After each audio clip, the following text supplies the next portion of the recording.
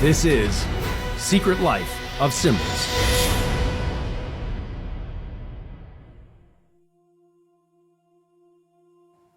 First of all, what we are talking about when I say the dawn of a new day, it's a catchphrase that means something to powerful people in the world that we're not supposed to know anything about. Like George Carlin said, it's a big club and you ain't in it. But if you were in the big club, you would already know what that catchphrase, dawn of a new day, really means. So in order to explain this the best way I can, we need to go back to the California legislature back in 1953. It's called the 11th Report, Senate Investigating Committee on Education, published by the Senate of the state of California. And in it, the lead article talks about the fact that since many intelligent people seem to be unaware of the secrecy of governments and secrecy of things going on that we're not being told. And so the State of California Investigating Committee back in 1953 said, we would like to make a few things clear to you, that communism is rampant around the world. And so as the California State Senate is saying that we would like for you to understand that communism is not synonymous with Russia. Communism is all over the world. Russia just happened to be the first victim. It goes on to say that communism is actually a self-perpetuating group of people who want to control power all over the world and are using communism to exploit the people.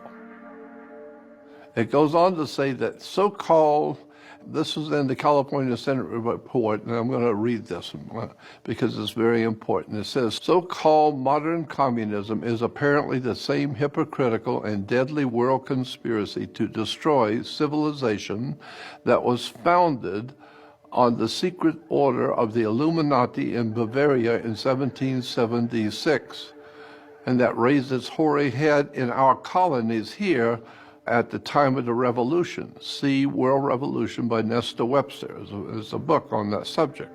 It says the World Revolution conspiracy appears to have been so well organized as to be ever continuing and ever on the alert to take advantage of every opportunity presenting itself or that the conspirators could create. It is significant in this connection that as early as 1783, when unsettled conditions and dissatisfaction in some quarters, a subversive anonymous sermons were circulated among the colonial army to incite dissatisfaction and rebellion. George Washington immediately called the army together, and in addressing them, he said, "My God, what can this writer have in view by recommending such measures? Can he be a friend to the army? Can he be a friend to our country?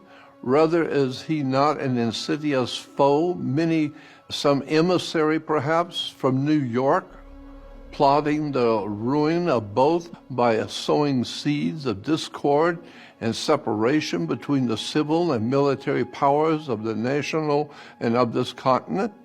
And what a compliment does he pay to our understanding when he recommends such measures, and either alternative is impractical in their nature." And this was taken from Marshall's Life on Washington. He goes on to say, "It is plain that George Washington believed that the center of this secret conspiracy to be, so far as this country was concerned, to be located in New York City, and felt it to be his duty to make such a charge." And here it goes on to talk about the recognition of May 1st, 1776 as the founding date of the World Revolution conspiracy is not difficult to understand when it is realized that May Day is still today frequently celebrated, even in the recent times, by rioting and bloodshed on a worldwide scale. It's a very interesting story about the beginnings of world communism. and how it was financed and who actually put this world movement together. In the book Conspiracy Against God and Man, it says much of what the historians had to say is enlightening. He cited, for example, the explicit testimony of one who was himself in close touch with the inner circle that founded communism, and it may be presumed to possess accurate knowledge of its activities. And he was quoting this doctor who in 1914, in April of 1914, in an issue of a French occult magazine called Mystia, under the pseudonym of Papias, wrote, and this is what this individual doctor who was a member of the Illuminati said, side by side with international politics of each state, there exist certain obscure organizations of international politics. These men that take part in these councils are not the professional politicians or the brilliantly dressed ambassadors, but certain unpretentious, unknown men, high financiers, who are superior to those who, in their ephemeral politicians, who imagine that they govern the world.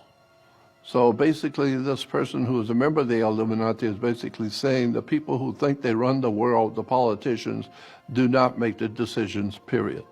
Secret Societies and Subversive Movements is a book that came out many years ago by Nesta Webster, in which she really explains and goes into the background of the Illuminati and the general secret societies and fraternal orders that are operating around the world to overthrow governments and to overthrow especially America, because America has been the leader around the world in introducing the concepts of freedom and liberty and justice. And so these secret societies are not interested in the people being educated or being free. So there's a world of conspiratorial apparatus operating around the world to overthrow the United States and overthrow the whole idea of freedom and liberty and justice.